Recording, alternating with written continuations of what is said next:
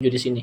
Nah, nanti dia akan mulai menurun di sini. Saya contohkan di sini pada nilai 1 detik. Nah, kurang lebih ini ya 0,998. Nah, di kita untuk 1 detik adalah 0,651. Sedangkan di spektrum desain 0,998 itu 0,6513.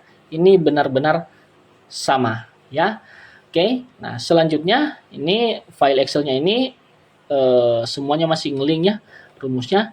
Jika membutuhkan bisa menghubungi saya di alamat email di bawah ini di ardikalomata23@gmail.com. Nah, selanjutnya saya akan menjelaskan lagi di sini mengenai kurva ini ya. Nah, bagi yang belum paham, baiklah, jumpa lagi bersama saya Fardi Kalomata di channel Polimdo Engineering. Di tutorial yang lalu, saya sudah membagikan sampai ke 3 ya, kalau saya tidak salah. Nah, di kesempatan kali ini, saya akan mencoba melanjutkan untuk tutorial kita tentang desain struktur bangunan baja dengan menggunakan software ETABS ya. Nah, di tutorial sebelumnya, kita sudah masuk sampai pada tahap pembebanan. Oke, jadi ini saya review sedikit. Oke, jadi kita sudah pada tahap pembebanan, kemudian kita sudah mempelajari pengertian tentang beban mati tambahan, beban hidup, dan juga bagaimana kita mengadopsi atau mengambil reference mengenai beban hidup yang terdistribusi merata minimum pada bangunan ditinjau dari fungsi bangunan tersebut. Kemudian kita sudah masuk ke beban gempa, di mana kita mulai belajar tentang respons spektrum analysis. Kita menggunakan website dari RSA ya di ciptakarya.pu.go.id di tahun 2021. Kemudian kita sudah mengetahui posisi lokasi yang akan kita bangun di mana, dan kita sudah mempelajari juga mengenai kategori risiko. Nah, selanjutnya di tahap ini atau di kesempatan kali ini saya akan membahas bagaimana cara kita melakukan perhitungan atau penggambaran kurva respons spektrum berdasarkan SNI 1726/2019. Nah, tahap yang pertama kita akan menentukan lokasi proyek. Nah, lokasi proyek seperti yang kemarin kita sudah tahu ya, ada di Malang. Kemudian kita menentukan jenis tanah ya di sini. Jenis tanahnya di sini bisa tanah lunak, tanah sedang, atau tanah keras. Nah, ini kalau kita melihat reference ke SNI-nya ada di SNI 1726 2019 halaman 29 ya. Di sini saya coba buka. Di sini halamannya halaman 29. Oke, saya mundur ke atas. Nah, di sini ada berbagai tipe daripada jenis yang akan diperhitungkan di dalam SNI 1726. Nah, ini. Jadi yang pertama ini ada SA atau di sini tipenya batuan keras, kemudian SB batuan, SC tanah keras sangat padat dan batuan lunak ini, kemudian SD tanah sedang, sedangkan yang kita gunakan adalah SE atau tanah lunak. Nah, kenapa? Karena SE ini biasanya kita mengambil nilai yang paling aman ya. Jadi kita mengeneralisasi tanahnya jika tidak ada penyelidikan tanah atau kita namakan penyelidikan geoteknik di situ, tidak ada suatu aktivitas untuk mengetahui daya dukung ujung maupun daya dukung lekatan dan parameter selainnya itu, kita biasanya menempatkan ke dalam posisi tanah lunak. Memang nanti resikonya dengan menggunakan posisi tanah lunak atau kita mengeneralisasinya sebagai tanah lunak, dia akan menghasilkan penampang-penampang yang sangat cukup besar ya. Nah, atau dimensi dari penampang struktur akan menjadi lebih besar dibanding kita membangun pada posisi dengan jenis tanah keras atau batuannya. Nah, selanjutnya di sini setelah kita menentukan jenis tanahnya di sini, kita lihat untuk parameter percepatan gempa terpetakan. Nah, di sini ada dua ya. Di sini ada namanya periode 0,2 detik atau kita beri simbol SS di sini, kode ya ini SS. Kemudian pada periode 1 detik atau S1. Nah, 0,2 detik dan 1 detik ini ada di halaman 233 dan 234 ya. Kita lihat di sini di halaman 233. Ini biasanya dia ada penamanya. Ini 221 berarti 240 ya, mungkin sekitar di sini. Oke, kita lihat di sini. Nah, ini 230/28 masih tambah lagi ya. Di sini 231 ya tadi. Nah, di sini. Jadi untuk kedua nilai tersebut itu diperhitungkan pada periode pendek atau 0,2 detik dan periode 1 detik. Nah, ini di halaman 233 dan 234. Nah, seperti apa periode pendeknya? Kita bisa lihat penjabarannya di sini ya. Nah, di sini adalah di pasal 15 ini adalah memberikan peta-peta gerak tanah seismik. Di sini dengan koefisien risiko dari gempa maksimum yang dipertimbangkan, atau kita lihat kalau pada lampiran petanya adalah peta MCE atau Maximum Considered Earthquake, ditunjukkan pada gambar 15 dan 19. Nah, di sini pada gambar 15 dan 16 di sini menunjukkan peta gempa maksimum yang dipertimbangkan tertarget atau MCER di sini. Parameter-parameter tanahnya di sini SS, S1, oke, ada dua ya yang saya sebutkan tadi. Nah, di sini S1, SS adalah parameter nilai percepatan respons spektral gempa, resiko tertarget pada periode pendek. Nah, ini yang saya bilang tadi. Teredam 5%, oke, sebagaimana yang dijelaskan dalam 0 adalah parameter nilai percepatan respons spektral gempa MCER pada periode 1 detik. Nah, jadi ada dua ya di situ, ada dua peta. Selanjutnya di sini setelah kita menentukan nilai dari SS dan S1, kita akan menentukan kelas koefisien situs. Nah, kelas koefisien situs ini biasanya dinotasikan dengan FA dan FV. Nah, ini ada di tabel 6 dan tabel 7, halaman 34 ya. Kita perhatikan di sini. Nah, di sini halaman 34 tabel 6. Tabel 6 ya. Nah, kita perhatikan di sini. Ini kita next.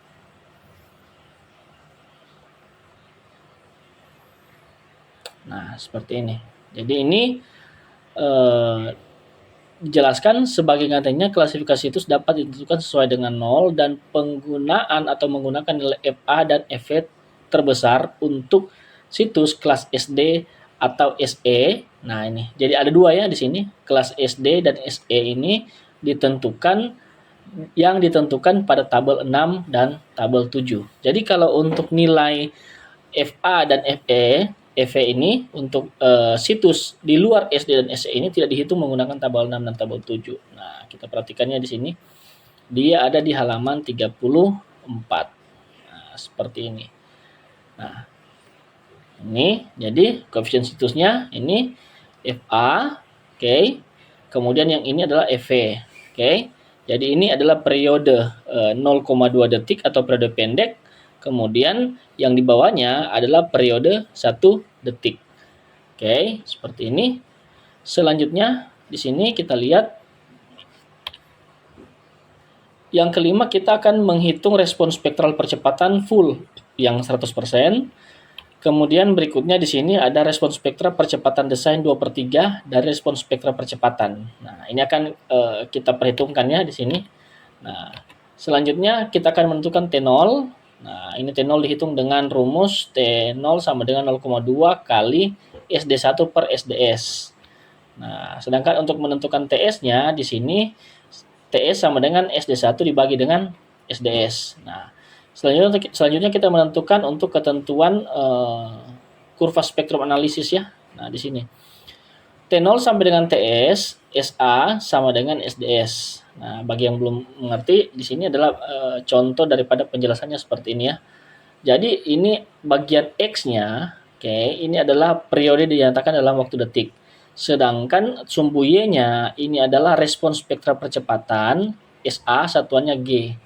Nah, di sini nanti ada pada posisi percepatan awal atau T0 dengan ada pada posisi TS. Ya, ini percepatan puncak ya di sini. Nah, nanti dari T0 ke TS ini biasanya dia linear seperti ini. Posisinya linear. Nah, seiring dengan berjalannya waktu, maka nilai dari SA ini akan terus menurun. Artinya begini, ketika gempa itu biasanya terjadi dalam waktu periode T0 sampai TS itu dia hentakannya itu terasa sangat kencang. Nah, ketika seiring berjalannya waktu, maka nilai atau kekuatannya ini akan mulai mengecil.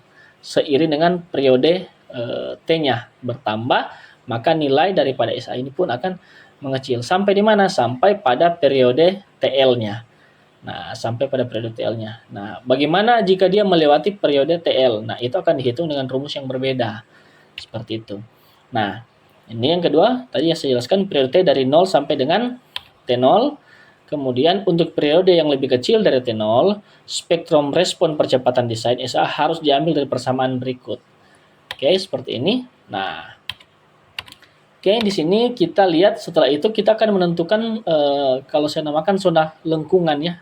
T lebih besar dari TS. Nah, ini yang saya jelaskan tadi. Jadi ketika periodenya sudah mulai berpindah dari TS ke TL, maka ini akan masuk dalam periode lengkungan atau saya namakan periode transisi. Jadi ketika energi gempa itu mulai mengecil, seiring dengan berjalannya waktu, maka kita akan menghitung atau menentukan nilai daripada T lebih besar dari TS di sini, kemudian nilai SA-nya akan masuk dalam zona lengkungan.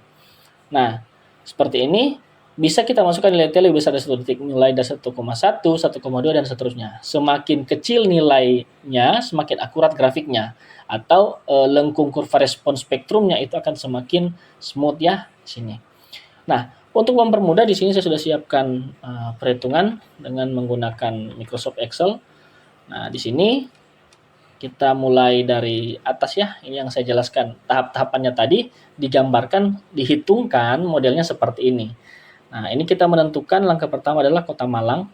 Kemudian untuk klasifikasi situs di sini kita menggunakan SE ya, atau di sini kita deskripsikan sebagai jenis tanahnya adalah tanah lunak.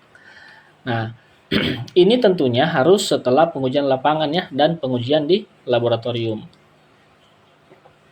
Kita tidak bisa langsung mengeneralisir tanah itu tanah lunak tanpa ada data geotek yang valid ya. Nah, tetapi ini dalam contoh perhitungan ini saya buat dengan menggunakan tanah lunak saja agar kita lebih praktis, kita mudah bisa lebih cepat menggunakan. Oke, selanjutnya kita masuk kepada parameter gempa terpetakan.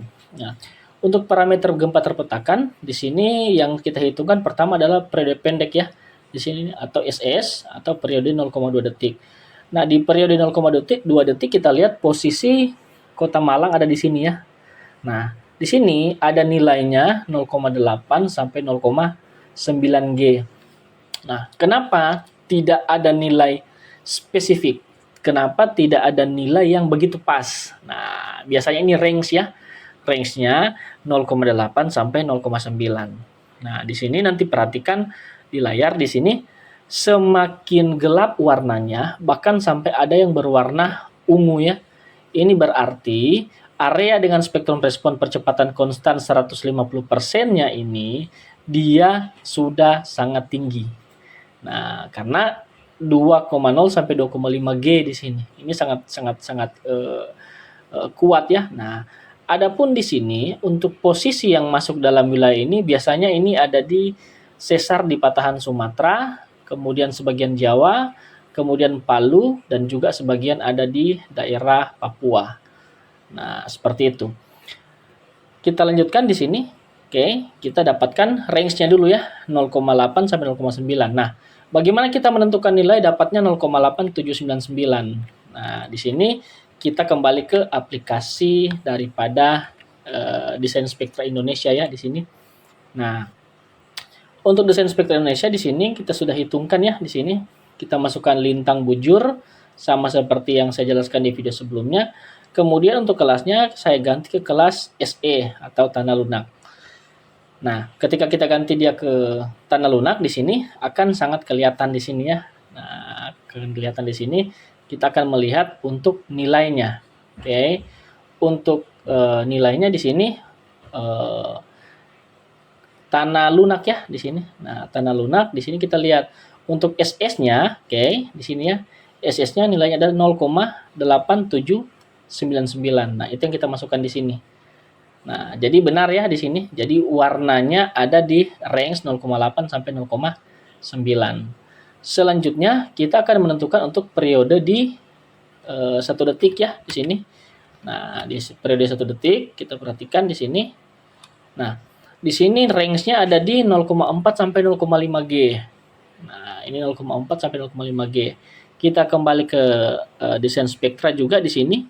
Oke, kita akan lihat ini 0,4102. Oke. Jadi nilainya adalah 0,4102. Akan sama dengan ini ya. Nah, ini range-nya ada di sini. Nah, setelah kita mendapatkan nilai daripada SS dan S1, kita masuk ke langkah yang keempat, yaitu penentuan koefisien kelas situs. Nah, ini yang biasanya banyak yang keliru. Nah, kenapa yang keliru? Karena begini, karena nilai SS dan S1 itu tidak serta-merta kita langsung masukkan, kecuali seperti ini. Kita masukkan nilai kelas situsnya di sini SE ya. Nah, kita masukkan SE. Kemudian kecuali nilai SS-nya bertepatan pas nilainya di 0,75. Maka nilai SE-nya kita masukkan, untuk nilai SS itu adalah 1,3. Nah, kemudian untuk SS dengan nilai 1,0, nilai SE-nya itu untuk SS-nya adalah 1,1.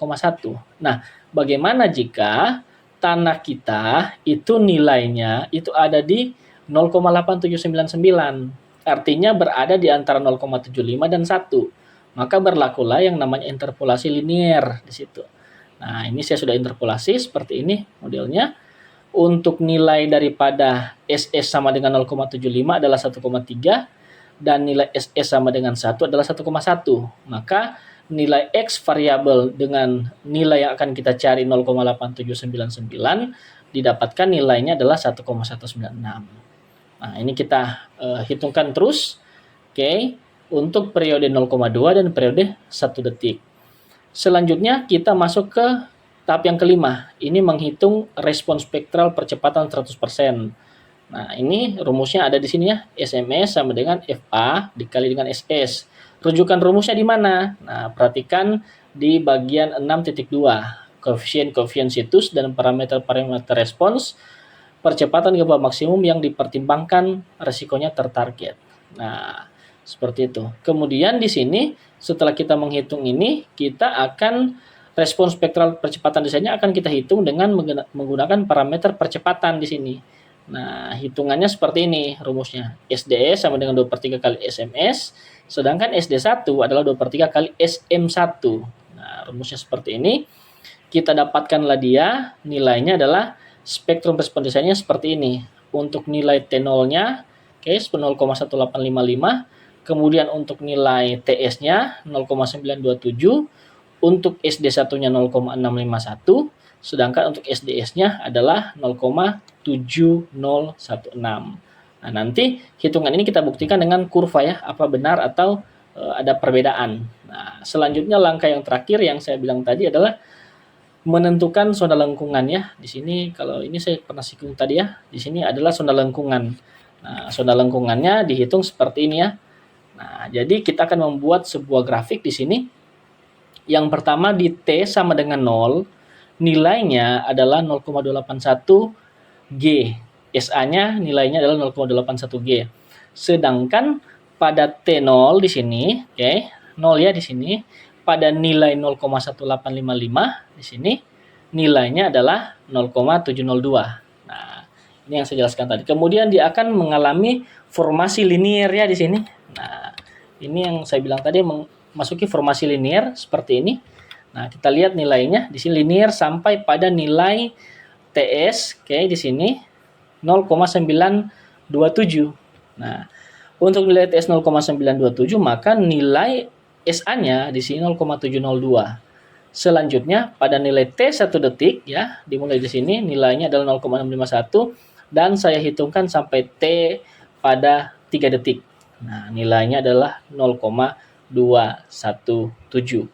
Nah, kita bandingkan ini dengan hasil pada ini ya, respon spektrum analisis dari Pusgen ya di sini. Nah, kita coba kecilkan seperti ini. Oke, biar lebih mudah. Ini saya coba tarik. Nah, di sini saya coba bandingkan ya. Nah, kenapa kita perlu membandingkan? Karena kita harus menguji apakah parameter-parameter dan rumus yang kita masukkan di dalam perhitungan kita itu sudah sesuai dengan nilai yang dihasilkan pada spektrum respon desain daripada Irisa Cipta Karya ini. Karena kalau berbeda, pastinya itu ada sesuatu yang keliru ya. Di sini kita coba seperti ini. Nah, kita lihat di sini. Untuk tanah lunak, di sini untuk nilai SS-nya di sini adalah 0,8799 ya. Nah, ini sama dengan yang di atas. Oke, kita coba cek di sini untuk nilai SS-nya di sini. Oke, ini S1. Nah, 0,8799. Ini sama ya. Kemudian untuk nilai S1 di sini adalah 0,4102. Nah, di sini kita lihat 0,4102. Nah, kemudian T0-nya, oke, untuk T0-nya di sini kita perhatikan T0-nya di sini adalah pada saat 0 adalah 0,281 ya, di sini 0,281. Kita cek pada posisi 0 di sini, oke, seperti ini ya. Nah, ini 0,28. Nah, kelebihannya kita menggunakan Excel, kita bisa menghasilkan sampai 3 desimal ya. Nah, selanjutnya pada T0 sama dengan 0, ini ya, 0,185 ya. Kalau di sini langsung pada 0,2. Nilainya 0,7. Nah, di kita di sini nilainya 0,702. Ini sama. Kemudian pada nilai TS ya di sini dia masih linear TS. Nilai TS-nya di sini 0,927. Ini linear. Nah, seperti ini. Jadi dia masih linear ya, 0,7 di sini. Nah, nanti dia akan mulai menurun di sini. Saya contohkan di sini pada nilai 1 detik. Nah, kurang lebih ini ya, 0,998. Nah, di kita untuk 1 detik adalah 0,651. Sedangkan di spektrum desain 0,998 itu 0,6513. Ini benar-benar sama ya. Oke, nah selanjutnya ini file Excel-nya ini semuanya masih ngelink ya rumusnya. Jika membutuhkan bisa menghubungi saya di alamat email di bawah ini di ardikalomata23@gmail.com. Nah, selanjutnya saya akan menjelaskan lagi di sini mengenai kurva ini ya. Nah, bagi yang belum paham bagaimana cara menggunakan kurva ini secara benar, di sini pada bagian formula di sini sudah ada rumusnya ya di sini. Nah, ini yang saya jelaskan di presentasi tadi. Nah, jika mau memasukkan ini, kita bisa mengacu ada panduannya ya. Kita klik di menu resource di sini. Nah, di sini ada 3 yang bisa di-download, ini linknya ya, related to earthquake ya. Yang pertama ada aplikasi desktop RSA 2021, kemudian ada peta sumber dan bahaya gempa, kemudian ada manualnya. Nah, untuk manualnya posisinya seperti ini ya, atau bentuknya seperti ini. Jadi manual aplikasi online Spektrum Respon Desain Indonesia tahun 2021. Nah, ini dikeluarkan dari kerjasama berbagai pihak ya. Kalau kita lihat di sini ada beberapa bagian akhir ya di sini. Ini ada beberapa kerjasama. Kemudian ini difasilitasi juga dari Pusgen ya, atau Pusat Studi Gempa Nasional. Nah, ini kita bisa gunakan ini. Jadi dijelaskan dengan rinci ya di sini, mulai dari pengantarnya, kemudian akses aplikasi desain spektra, kemudian instalasinya. Nah, di sini juga ada standar ya di sini. Standar perangkat keras minimum di sini RAM-nya harus 4 GB, hard disk-nya 500 GB, kemudian ada juga VGA ya di sini.